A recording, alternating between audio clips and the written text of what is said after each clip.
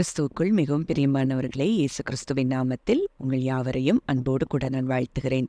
இந்த நாளிலும் தேவன் நம்மோடு கூட இடைப்படுகின்ற ஒரு வார்த்தை, யோபு 8ஆம் அதிகாரம் 7ஆம் வசனம்.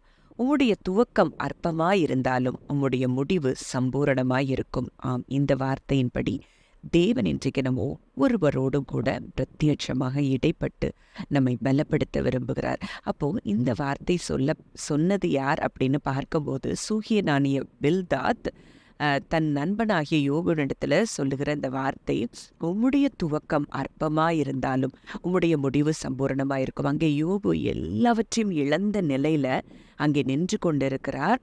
அந்த நேரத்துல இங்கே அந்த பில்தாத் சொன்ன வார்த்தை தான் இது. அப்போ தேவன் இன்றைக்கு நம்ம ஒருவரோடும் கூட இடைப்படுகின்ற ஒரு வார்த்தை, ஒருவேளை உங்க துவக்கம் இப்பொழுது அற்பமாய் இருக்கலாம், ஒரு சாதாரண துவக்கமாய் நீங்கள் கண்டு கொண்டிருக்கலாம், ஆனால் இந்த முடிவு உங்களுக்கு சம்பூரணமாய் இருக்கும் என்று சொல்லி தேவன் இன்றைக்கு நம் ஒவ்வொருவரோடும் கூட இடைப்பட விரும்புகிறார். சகரியா 4ஆம் அதிகாரம் 10ஆம் வசனத்திலையும் கூட அதே வார்த்தையை தான் பார்க்கிறோம். அற்பமான ஆரம்பத்தின் நாளை யார் அசட்டை பண்ணலாம்? அப்போ இந்த நாளை நீங்க அசட்டை பண்ண வேண்டாம்.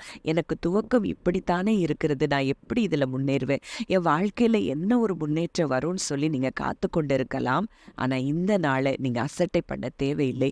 ஏன்னா உங்க முடிவு சம்பூர்ணமா இருக்கும் என்பதை நாம் அறிந்து கொள்ளலாம் தேவனுடைய வார்த்தையின் மூலமா. யோபு 42ஆம் அதிகாரம் 10ஆம் வசனத்துல நம்ம பார்க்கும் பொழுது, அந்த அற்பமான ஆரம்பம் ஒன்றுமில்லாமல் இருந்த யோபுவுக்கு கர்த்தர் ஆசீர்வதித்த ஆசீர்வாதத்தை நம்ம பார்க்கும்போது, யோபுவுக்கு முன்னிருந்த எல்லாவற்றை பார்க்கிலும் ரெண்டத்தனையாய் கர்த்தர் அவனுக்கு தந்தருளினார். அவை இழந்த எல்லாவற்றிற்கும் ஆண்டவர் டபுள் போர்ஷனா அங்க கொடுக்கறத நம்ம பார்க்கிறோம். அப்ப இன்றைக்கு நீங்க ஒருவேளை இழந்து போன நிலைமையில இருந்தாலும், உங்களுக்கு எல்லாவற்றையும் பல மடங்கு திருப்பி கொடுக்கிற ஒரு தகப்பன் உங்களோடு கூட இருக்கிறார். மேலும் ஒரு காரியத்தை நீங்க ஆரம்பிச்சிருப்பீங்க, அது ஒரு சிறிய துவக்கமா இருந்தா கூட அந்த துவக்கத்தின் அந்த அந்த காரியங்கள் மிகவும் சம்பூர்ணமாய் உங்களுக்கு முடியும் என்பதை தேவன் இன்றைக்கு நம்ம ஒவ்வொருவரோடும் கூட இடைப்படுகிறார்.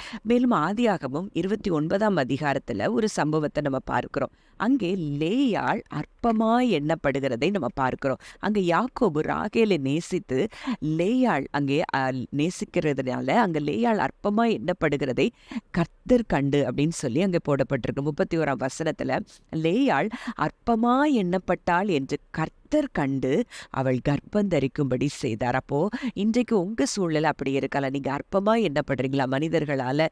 ஒருவேளை அந்த சூழ்நிலையில நீங்க இருந்தா கூட உங்களுக்கு தேவன் தருகிற ஆசீர்வாதங்கள் எல்லாம் எப்படி இருக்கும்னா, அது உலகத்துக்கே ஆசீர்வாதமா இருக்கும். அப்படிப்பட்ட காரியங்களை தான் உங்கள் மூலமாய் தேவன் தர விரும்புகிறார். அப்படித்தான் தருவார். ஏன்னா லேயாளுடைய வாழ்க்கையில 3 பிள்ளையை அவள் பெறுகிறாள்.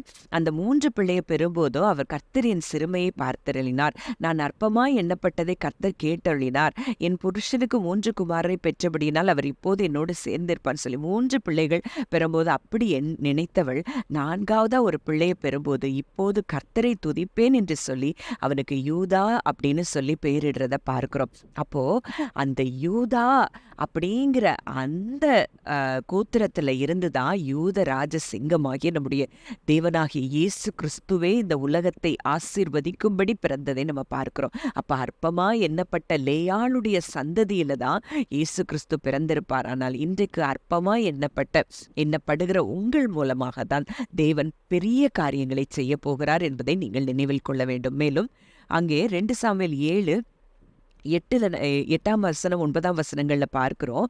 அங்கே தாவீது ஆடு மேய்க்கிறவனா இருந்தான். ஆனா அவனை எப்படி தேவன் உயர்த்தினார் என்பதை இந்த வசனங்கள்ல பார்க்கலாம். நீ என் தாசனாகிய தாவீதை நோக்கி, சேனைகளின் கர்த்தர் சொல்லுகிறது என்னவென்றால், நீ இஸ்ரவேல் என்கிற என் ஜனங்களுக்கு அதிபதியாயிருக்கும்படி ஆடுகளின் பின்னே நடந்த உன்னை நான் ஆட்டு மந்தையை விட்டு எடுத்து நீ போன எவ்விடத்திலும் உன்னோட இருந்து உன் சத்துருக்களையெல்லாம் உனக்கு முன்பாக நிர்மூலமாக்கி பூமியில் இருக்கிற பெரியோர்களின் நாமத்துக்கு ஒத்த பெரிய நாமத்தை உனக்கு உண்டாக்கினேன். அந்த வார்த்தையும் அதைத்தான் சொல்லுகிறத பார்க்கிறோம். அதாவது தாவீது ஆடுகளுக்கு ஒரு ஆடு மேய்த்தவனை அரசனாய் மாற்றக்கூடுமானால், ஏன்னா அந்த தாவீதுக்கு ஒரு தாழ்மையான இருதயம், அங்கே எல்லாராலும் ஒதுக்கப்படுகிற ஒரு சூழ்நிலையில தான் அங்க தாவீது இருந்ததை பார்க்கிறோம். ஆனால் அங்கேயும் தாவீதை தேவன் கண்டு அங்கே ராஜாவாக உயர்த்தி அங்க பூமியில இருக்கிற பெரியோர்களின் நாமத்துக்கு பெரிய நாமத்தை அவனுக்கு தந்ததை நம்ம பார்க்கிறோம். அப்ப இன்றைக்கும் நீங்க அப்படிப்பட்ட சூழல், ஒருவேளை நீங்க அற்பமா எண்ணப்பட்டிருக்கலாம், இல்ல ஒரு சிறிய காரியத்தை நீங்க துவங்கி இருக்கலாம். எதுவா இருந்தாலும் உங்கள் முடிவு சம்பூர்ணமாயிருக்கும், ஆசீர்வாதமாயிருக்கும்.